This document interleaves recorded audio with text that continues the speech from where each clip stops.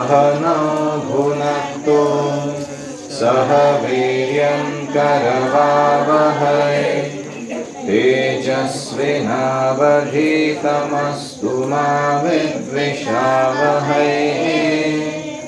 ॐ शान्ति शान्ति शान्तिः। ॐ अज्ञानतिमिरान्धस्य ज्ञानाञ्जनशलाकया चक्षुरुन्मीलितं येन तस्मै श्रीगुरवे नमः। जय श्रीकृष्ण चैतन्य प्रभु Nityanand Shri Advaita Gadadhar श्रीवासादि गौरभक्तवृन्द।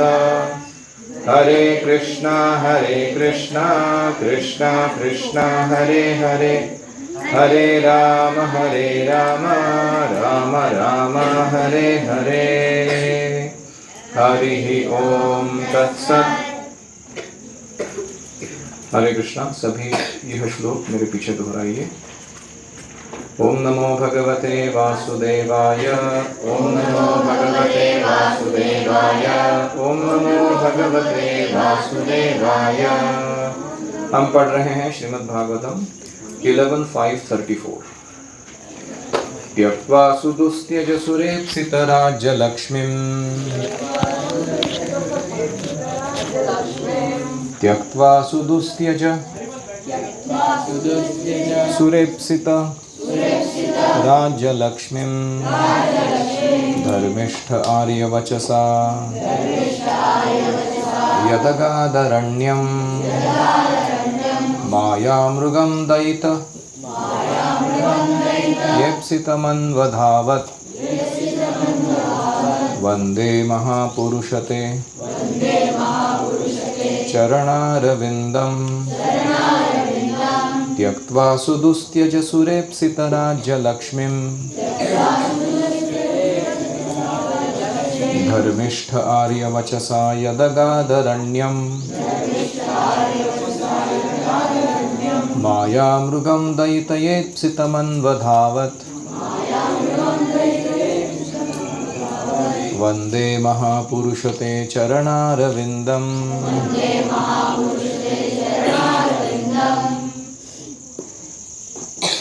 Anyone would like to try?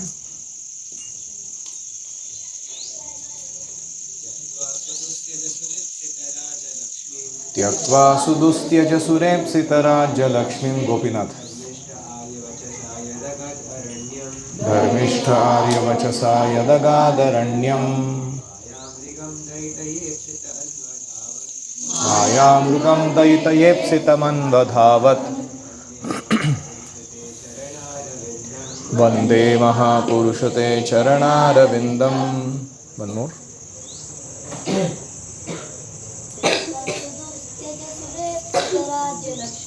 त्यक्त्वा सुदुस्त्यज सुरेप्सितराज्यलक्ष्मीं धर्मिष्ठ आर्यवचसा यदगादरण्यं मायामृगं दयितयेप्सितमन्वधावत् वंदे महापुरुषते चरणारविंदम। ये जो श्लोक हैं बहुत महत्वपूर्ण है, क्योंकि ये तीनों भगवान श्री राम, भगवान श्री कृष्ण और भगवान श्री चैतन्य महाप्रभु का वर्णन करता है एक ही साथ। ये बहुत विशेष श्लोक है भागवत का। तो पहले हम देखते हैं कि ये श्लोक कैसे भगवान रामचंद्र का वर्णन करता है। ये कहते हैं त्यक्त्वा सुदुस्त्यज, छोड़ने के लिए, त्यागने के लिए बहुत ही कठिन ऐसे राज्य को त्याग कर, सुर इप्सित राज्य लक्ष्मीम, ऐसा अयोध्या का राज्य जो देवताओं तक को भी लुभाता था। सुर इप्सित मतलब देवताओं के द्वारा इच्छा किया जाने वाला कि मुझे ऐसा राज्य चाहिए। अयोध्या मतलब जिसका शत्रु आके युद्ध करने का सोच भी नहीं सकता ऐसा किंगडम था वो। अयोध्या का दूसरा अर्थ है कि जहाँ के लोग परस्पर में कभी झगड़ा नहीं करते। तो राज्य लक्ष्मी, ऐसी राज्य लक्ष्मी को त्यक्त्वा, छोड़कर भगवान रामचंद्र क्या किए? धर्मिष्ठ आर्य वचसा, आर्य कौन है यहाँ पर? दशरथ महाराज। उनके कहने पर ये जो धर्म पालन करने वाले भगवान रामचंद्र थे, यद अगाध अरण्यम, वो कहाँ चले गए? राज्य लक्ष्मी को ठुकराकर अपने कोरोनेशन डे पे ही वो वनवास चले गए, अरण्य में चले गए। समझ में आ रहा है ना? किसको समझ में नहीं आया?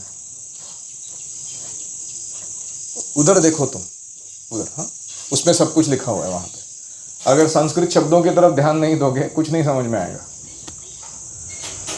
त्यक्त्वा यानी छोड़कर, सुदुस्त्यज मतलब छोड़ने के लिए बहुत कठिन, सुर इप्सित देवताओं के द्वारा इच्छा की जाने वाली, राज्य लक्ष्मीम अयोध्या का राज्य, धर्मिष्ठ जो धर्मपरायण है, आर्य वचसा दशरथ महाराज के कहने पर, यद अगाध अरण्यम जो अरण्य में चले गए। ऐसे भगवान राम उसको उधर जाकर क्या किए? माया मृगम दयितया इप्सित मनवधावत। दयितया मतलब यहाँ पर सीता माता के आनंद को या उनकी इच्छा को पूरा करने के लिए दया दिखाते हुए एक माया मृग के पीछे भागे। कौन था वो? मारीच। माया मृगम दयितया इप्सित मनवधावत, उनके पीछे भागे। ऐसे उस माया मुर्ग के पीछे दौड़ने वाले जो भगवान रामचंद्र के चरण कमल है, वंदे महापुरुष ते चरणारविंदम, उस महापुरुष के उन चरणों के मैं वंदना करता हूँ। समझ में आया? तो ये हुआ भगवान राम का वर्णन। अभी हम देखते हैं भगवान श्री चैतन्य महाप्रभु का वर्णन। ये बिल्ली क्या कर रही है? तो जो चैतन्य महाप्रभु हैं, त्यक्त्वा वो भी छोड़कर चले गए। क्या छोड़कर चले गए महाप्रभु? जब वो नादिया में रहते थे, उनकी माता, बूढ़ी माता, सची माता, और उनकी सुंदर लक्ष्मी जैसी पत्नी विष्णुप्रिया, वो विष्णुप्रिया जो थी दिखने में बहुत सुंदर थी, चैतन्य महाप्रभु की पत्नी। चैतन्य महाप्रभु सिर्फ 24 साल के थे और उनकी पत्नी 16 साल की थी उस समय। तो इनको छोड़कर जो धर्मपरायण महाप्रभु हैं, चैतन्य महाप्रभु, आर्य वचसा, एक ब्राह्मण था, वो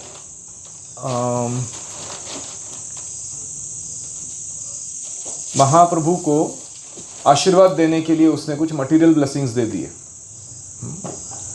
तो उसने कहा कि तुम्हारा भौतिक जीवन बहुत अच्छा रहे, सफल हो जाओ, तुम्हारा संतान ऐसे हो, तुम्हारा ये ऐसा हो। लोग जनरली टिपिकली मटेरियल बेनेडिक्शंस देते हैं। महाप्रभु ने उससे कहा कि इससे अच्छा आप मुझे आशीर्वाद दो कि मैं कृष्ण का अच्छा भक्त बनूं। तो ब्राह्मण को बहुत गुस्सा आया कि तुम मुझे बता रहे हो मुझे कौन सा आशीर्वाद देना चाहिए। तो उस समय उसने अपना जनेऊ तोड़ के श्राप दिया उस ब्राह्मण ने कि तुम आगे चलकर एक विरक्त सन्यासी बनोगे और तुम्हें भौतिक सुख उपभोग करने नहीं मिलेगा, क्योंकि तुमने मेरा सोकौर्ण अपमान किया है। तो महाप्रभु ने वो जो था कर्स, उसको ब्लेसिंग के रूप में लिया। उन्होंने कहा बहुत अच्छा, बाढ़म। क्यों? क्योंकि महाप्रभु की इच्छा थी कि वे आगे चलकर सन्यास ले, और जो लोग उनके इस निमाई रूप को देखते हैं, वो कभी कभी उनकी निंदा करते थे, भर्त्सना करते थे। तो जब वो सन्यास ग्रहण करेंगे तो वही लोग उनको दंडवत डालेंगे। जब वो दंडवत करेंगे महाप्रभु को, तो महाप्रभु कौन है? स्वयं कृष्ण है। तो सोशल एटिकेट के कारण क्यों ना हो, जब उनको आदर देंगे लोग तो अपने आप उनका उद्धार होगा। ऐसा सोचकर यद अगाध अरण्यम, महाप्रभु अपना घर बार छोड़ के कहाँ चले गए? अरण्य चले गए। Eventually went to Vrindaranyam, Vrindavan. लेकिन अभी इसका अर्थ होता है कि उन्होंने संन्यास ग्रहण किया, यद अगाध अरण्यम। फिर वहाँ जाकर संन्यास लेने के बाद उन्होंने क्या किया? चैतन्य महाप्रभु ने माया मृगम दयितया इप्सितम अन्वधावत। माया मृगम यहाँ किसको कहा गया है? हम सबको। हम माया के हाथ में क्या है? एक पपेट है। हम सब लोग कौन है? माया मृग है। माया के हाथ में एक खिलौना है, माया जैसे नचा रही है, हम नाच रहे हैं। तो इनके ऊपर दया दिखाने के लिए ऐसे लोगों के ऊपर जो कलयुग में जन्म लिए हैं और माया के कठपुतली बन चुके हैं, उनके ऊपर दया दिखाने के लिए वो उनके पीछे पीछे दौड़े, उनको कृष्ण भक्ति देने के लिए, हरि नाम देने के लिए। दयितया, दया के कारण इप्सितम अन्वधावत, यह इच्छा लेकर कि मैं इनका उद्धार करूं, महाप्रभु पूरा भारत भ्रमण किए, सारे तीर्थों में गए प्रैक्टिकली, और सब जगह जहाँ जहाँ गए उन्होंने क्या किया, कृष्ण भक्ति का प्रचार किया। तो इसलिए अन्वधावत, ऐसे चैतन्य महाप्रभु के चरण कमल जो बद्ध जीवों के पीछे उनको हरिनाम देने के लिए दौड़ रहे हैं, उन चरणों को मैं प्रणाम करता हूँ। वंदे महापुरुषते चरणार विंदम। समझ में आया? तो पहला वर्णन किसका था? राम जी का। दूसरा वर्णन किसका था? चैतन्य महाप्रभु। अभी हम देखते हैं कि यही श्लोक आगे कैसे कृष्ण का वर्णन करता है। तो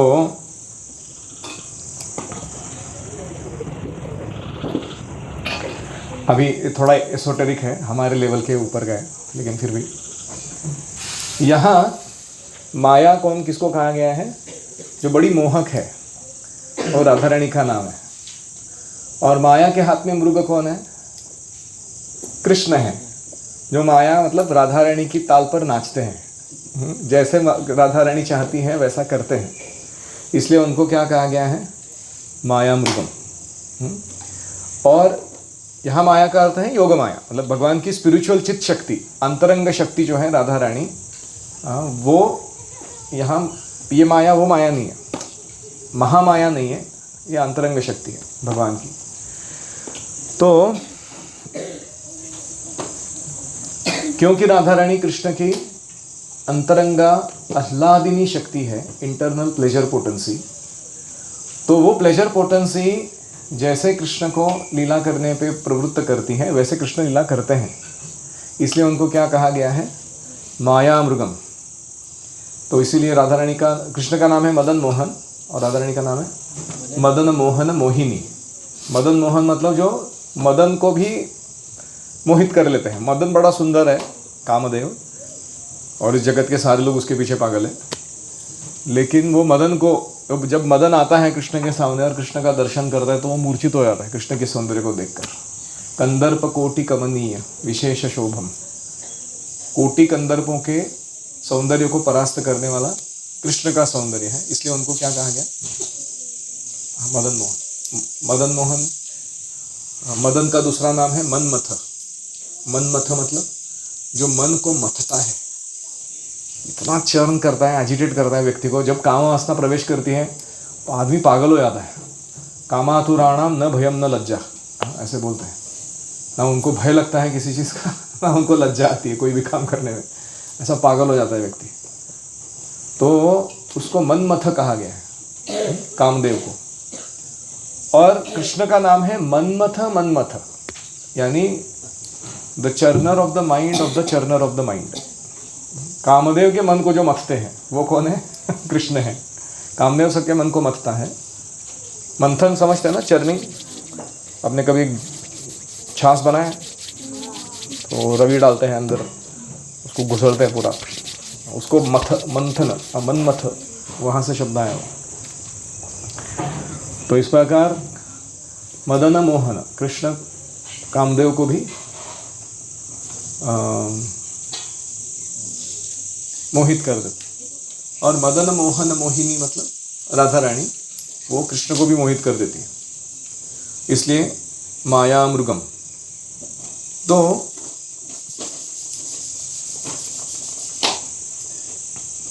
क्योंकि श्रीमती राधा रानी सदैव तपस्या या पूजा या आराधना करती रहती है, इस भाव से कि कृष्ण हमेशा मेरे साथ ही रहे, कृष्ण हमेशा मेरे पर आसक्त रहे, कृष्ण हमेशा मुझे सेवा प्रदान करते रहे, इसलिए राधा रानी बड़ी तपश्चर्या पूर्वक और आराधना पूर्वक रत रहती हैं हमेशा। तो इसीलिए राधा रानी की आराधना के कारण कृष्ण जो है वो कभी वृंदावन छोड़कर बाहर नहीं जाते। यहाँ वृंदारण्य, यानी अरण्य क्या है यहाँ पर? वृंदावन धाम।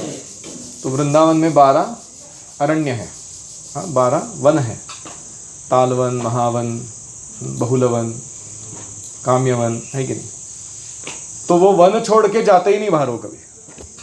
और उस वन में वो क्या करते हैं? राधा रानी की खोज में यहाँ वहाँ दौड़ते रहते हैं। दयितया इप्सित, यहाँ दयितया मतलब राधा रानी की कृपा में प्राप्त करूं, यह इच्छा लेकर कृष्ण यहाँ वहाँ दौड़ते रहते हैं वृंदावन में, राधा रानी की खोज करते हुए। ऐसे कृष्ण जो अपने इप्सितम को प्राप्त किए हैं, इप्सितम क्या है उनका?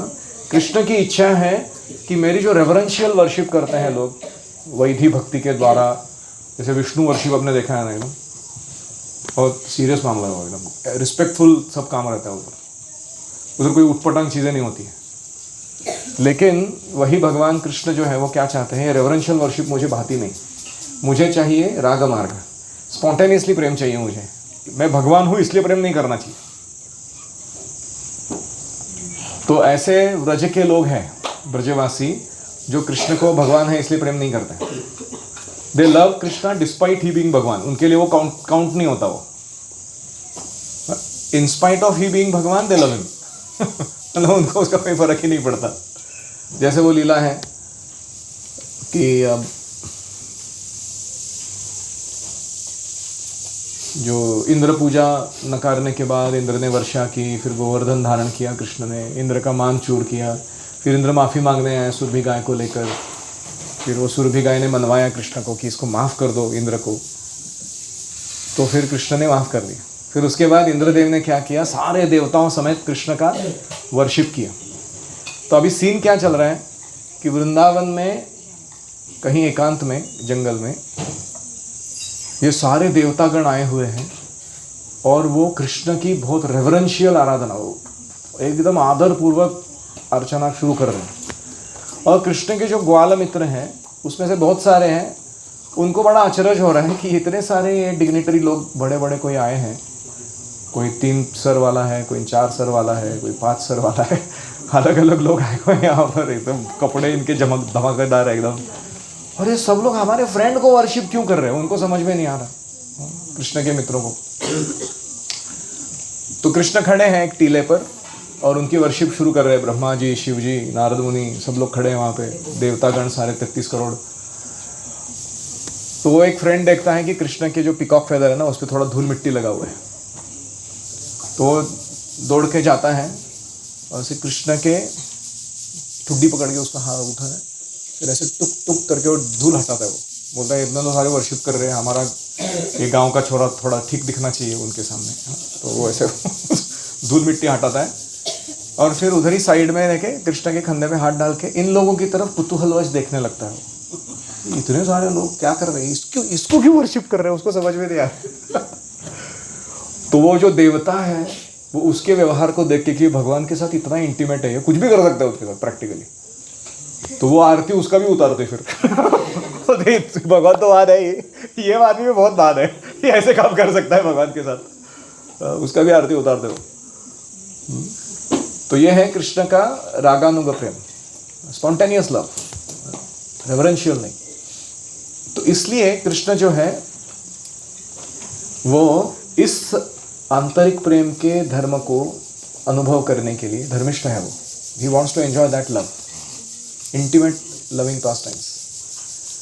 और इसीलिए वो कहाँ जाते हैं? वृंदावन धाम। और वहाँ जाके क्या करते हैं? राधा रानी के पीछे दौड़ते रहते हैं, उनको खोज करते हैं। ऐसे कृष्ण के चरण कमल जो राधा रानी के पीछे भाग रहे हैं, वंदे महापुरुषते चरणार विंदम, उनको मैं दंडवत प्रणाम करता हूँ। देखो संस्कृत क्या भाषा है। एक ही श्लोक वो 3 महापुरुषों का वर्णन कर रहे हैं और उसमें इतना सुंदर अर्थ है कि जिन्होंने भी भावपूर्ण रीति से वो गाया है उनको क्या एक्सटेसी आता रहेगा, किस भावना से वो इस श्लोक को रचना किए रहेंगे। ऐसी पोएट्री लिखने के लिए कितना अंदर प्रेम चाहिए हृदय में। तो ये था कृष्ण का रिलेशनशिप क्या है श्रीमती राधा रानी के साथ। तो राधा रानी का फेवरेट लीला कौन सा पता है कृष्ण का? किसको मालूम? दामोदर लीला। दामोदर लीला राधा रानी की बड़ी फेवरेट लीला है।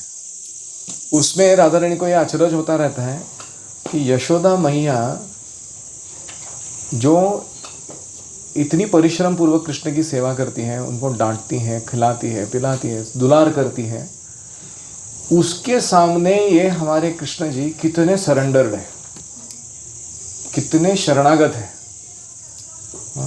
कि वो उनके प्रेम से बंध जाते हैं। तो ये राधा रानी को बहुत आकर्षित करता है। वो भी चाहती है कि मैं भी कृष्ण को ऐसे ही किसी प्रेम रज्जु से अपने साथ हमेशा बांध कर रख दूँ, उनको छोड़ू ही नहीं मैं। तो इसीलिए राधा रानी कृष्ण से कहती है कि मैं एक दिन ये अनुभव करना चाहती हूँ आपको बांधने का, जो आनंद है ताकि आप मेरे से छूटकर भाग ना जाओ कहीं। तो एक दिन क्या होता है कि कृष्ण एक मिलन स्थली जो है राधा रानी के साथ मिलने के लिए तय हुई, वहाँ पर लेट पहुँचते हैं। तो राधा रानी को लगता है कि ये कोई राइवल गोपी के साथ समय बिता रहे थे और इसलिए मेरे को मिलने के लिए लेट हो गया। तो राधा रानी गुस्से में आकर, मान कहते हैं उसको, प्रेम का गुस्सा, वो मान के द्वारा करती क्या है कि पहले तो बात नहीं करती है और कृष्ण मनवाने का जब बहुत प्रयास करने लगते हैं तो वहाँ की जो लताएं हैं या क्रीपर्स होती हैं अलग अलग, उनका एक ऐसा लंबा सा ये बनाकर कृष्ण को बांध देती है। वो पहले तो बात सुन नहीं रही है वो क्या बोलना चाहते हैं, ऊपर से उनको बांध के रख देती है, बंधक बना देती है। सारी गोपियाँ मिलकर, उसकी सहेलियाँ मदद करती, कृष्ण को बांध के रखते हैं, बोलते इधर ही रहो तुम अभी। तो कृष्ण कैसे तो फाइनली एक्सप्लेनेशन देते हैं वो कि आज मैं लेट क्यों हुआ हूँ, क्योंकि माता यशोदा ने मेरे घर पे कोई उत्सव मनाया था, कोई पर्व मनाया था और उसने मुझे कहा कि तुम थोड़ा बाद में जाना गोचारण के लिए, और इस कारण से मैं लेट हुआ हूँ। तो ये सुनने के बाद राधा रानी को बड़ी शर्म आती है कि जेन्युइन कारण था, ऐसे ही हमने उसको गलत समझ के बांध दिया। तो फिर वो पुनः कृष्ण को छुड़ाती है उस बंधन से। तो कृष्ण कहते हैं अच्छा हुआ तुम्हारी जो इच्छा थी मुझे बांध कर देखने की, वो आज पूरी हुई। तो हमने ये सबने कथा सुनी है कि कृष्ण को मिलने जाना राधा रानी के लिए कोई आसान काम नहीं है। एक तो वो रहती है यावत में, वहाँ से ऐसे जब आप मथुरा की तरफ जाते हो तो सांक्रिक ओर लगती है, जहाँ कृष्ण टैक्स कलेक्टर के रूप में लीला करते हैं, वो गोपियों से टैक्स वसूल करते हैं। ये जो रास्ता है जहाँ से तुम मथुरा जाती हो, ये मेरे दादा परदादाओं के ज़माने से बनाया हुआ है, उसका उपयोग करके आप लोग जा रहे हो, आपको रोड टैक्स देना पड़ेगा मेरे को। और रोड टैक्स के रूप में क्या चाहिए मेरे को, ये मक्खन खाने दो मेरे को तुमने जो बना के ले जा रहे हो। तो वो गोपियाँ जो होती हैं वो हर तरीके से प्रयास करती हैं कि कृष्ण के झांसे में ना फंसे या कहीं से बच के निकल जाए, लेकिन कृष्ण और उसके सखागण पूरा स्पाइंग वगैरह करके हेरगिरी पूरा और एग्जैक्ट लोकेशन पता कर लेते हैं जहाँ से गोपियाँ निकल के जाना चाहती हैं, और वहाँ जाके धमक जाते हैं, बोलते हैं अच्छा टैक्स बचाएंगे, भाग रहे हो तुम लोग, अभी डबल टैक्स देना पड़ेगा तुमको। तो राधा रानी जो है बहुत परेशान भी होती हैं इन सारी लीलाओं से, लेकिन बड़ा आनंद भी लेती हैं इनमें कि कृष्ण ऐसे छेड़ते हैं। तो एक बार कृष्ण को मिलन का जो संकेत स्थली है वहाँ पे बुलाया गया होता है, तो कृष्ण आ जाते हैं, लेकिन राधा रानी पहुँच नहीं पाती है समय पर। उसका एक तो घर का जो काम है वो पूरा नहीं हुआ है, तो जटिला कुटिला बैठी है दरवाजे पे, वो उसको बाहर निकलने ही नहीं दे रहे। तो राधा रानी भी बड़ी विरह में है कृष्ण को मिलने के लिए, और कृष्ण भी सोच रहे हैं कि राधा रानी क्यों नहीं आई। तो at one point of time Krishna का जो डेस्परेशन है, दुविधा है, वो इतनी बढ़ जाती है कि वो रोने लगते हैं राधा रानी के विरह में। तो कृष्ण का एक मित्र है, उसका नाम है सुबल। वो सुबल ना दिखने में डिट्टो राधा रानी जैसा है, सिर्फ इन मेल फॉर्म। तो वो सुबल को देखा नहीं जाता कि कृष्ण रो रहे हैं। सुबल कहता है डोंट वरी, मैं लेके आता हूँ। तो सुबल जाता है एक छोटा बछड़ा उठाकर कहीं छोड़ देता है उनके घर के आसपास। फिर जाके वो देखने लगता है, अंदर जाके राधा रानी को मैसेज देने के लिए कि कृष्ण तुम्हारी राह देख रहे हैं, जल्दी निकलो। लेकिन वो घर के काम में व्यस्त है और जटिला कुटिला बाहर बैठी है। वो दोनों पूछती है, गोचारण के बीच में यहाँ कहाँ आ गए तुम? तो सुबल को पूछते हैं। तो सुबल कहता है, कोई मेरा एक बछड़ा है ना, वो थोड़ा कहीं हमारे मेन ग्रुप से बिछड़कर इधर गया है, उसको ढूंढने के लिए आया हूँ मैं। तो ऐसा कह के सुबल यहाँ वहाँ ढूंढने का नाटक करता है और पीछे से जाके अंदर प्रवेश करता है राधा रानी के घर में अंदर। फिर राधा रानी के पास जाता है, सब बताता है कि कृष्ण इतने विरह में शरीर छोड़ देंगे, वो इतना मरण प्राय हो गए वो आपके विरह में। तो राधा रानी कहती मैं कैसे जाऊँ, जा नहीं सकती मैं। तो दोनों एक तरकीब निकालते हैं। वो सुबल जो है अपना वस्त्र राधा रानी को दे देते हैं और राधा रानी अपने वस्त्र उसको दे देते हैं। और सुबल लड़की बैठ के बन के घर के काम करते हुए अंदर बैठ जाता है और राधा रानी जो है सुबल के वस्त्र पहनकर गोप वेश में, मेल वेश जो है उसमें वो बाहर निकलती हैं। अपने छाती पर एक बड़ा सा छोटा काफ पकड़ती है और वो निकल के बाहर जाती है। जटिला पूछती है, क्या सुबल मिला क्या तुमको तुम्हारा बछड़ा? तो सुबल की आवाज़ में राधा रानी बोलती है, हाँ हाँ मिल गया मैं जा रहा हूँ अभी और वो चली जाती है।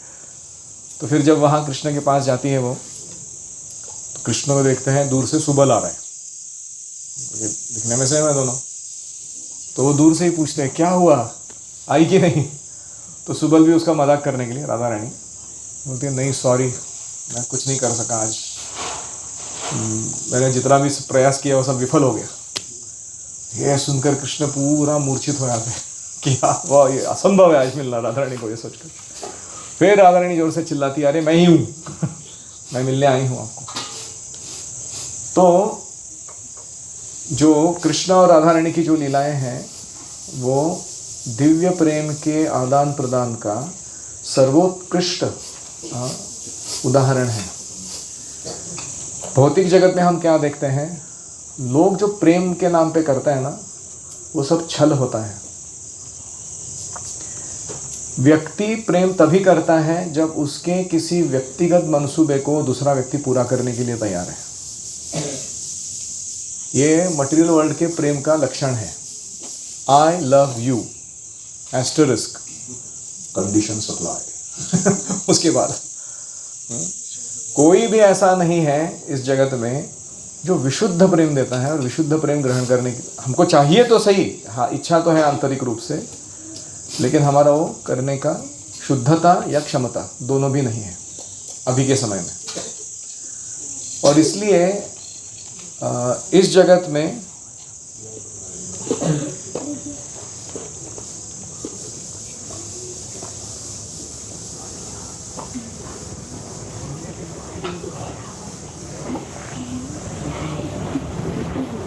वृंदावन दास ठाकुर कहते हैं, पृथ्वी ते जहाँ किछु धर्म नामे चले, भागवत प्रहे तहाँ परिपूर्ण छले। पृथ्वी पर जो कुछ भी धर्म के नाम पे भी चल रहा है ना, पृथ्वी ते जहाँ किछु धर्म नामे चले, धर्म का नाम उड़कर उसका स्वरूप धारण करके जो कुछ भी चल रहा है, भागवत प्रहे तहाँ, भागवत मानता है कि वो सब क्या है, परिपूर्ण छले, वो सब ठगने का काम है। लोग भगवान को भी ठग कर भौतिक भोग करना चाहते हैं, ऐसे उन धर्मों का स्वरूप है। और इसीलिए भागवतम कहता है कि धर्म प्रोजित कैतव अत्र परमो निर्मत्सराणाम सताम। हमें ये सब चीटिंग रिलीजन छोड़ के भागवत धर्म को स्वीकार करना चाहिए और परिपूर्ण शुद्ध भक्ति अपनानी चाहिए। तो ये था आज का मेडिटेशन। मैं अभी 3 प्रश्न पूछूंगा, जवाब दीजिए। वो जो श्लोक था, ये जो श्लोक था इसमें एक एक जन बताइए, ये भगवान राम का, फिर चैतन्य महाप्रभु का और फिर कृष्ण का वर्णन कैसे है। कौन सा बताएंगे आप? राम जी का बताइए। राम जी का ऐसा है कि राम जी को अपना अयोध्या छोड़ के कैसे जाना पड़ा। किसके कहने पर? आर्यवचसा दशरथ महाराज। और वहां जाके उन्होंने क्या किया? माया मृगम इप्सितम अन्वधावत। मारीच के पीछे भागे माया मृग। भूल गए वो पार्ट। तो चैतन्य महाप्रभु का वर्णन कैसा है ये? जो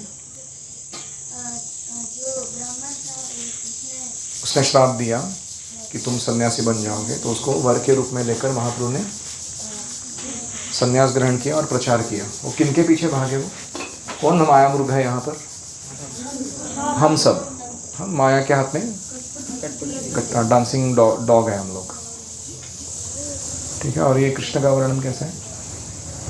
जो कृष्ण है वो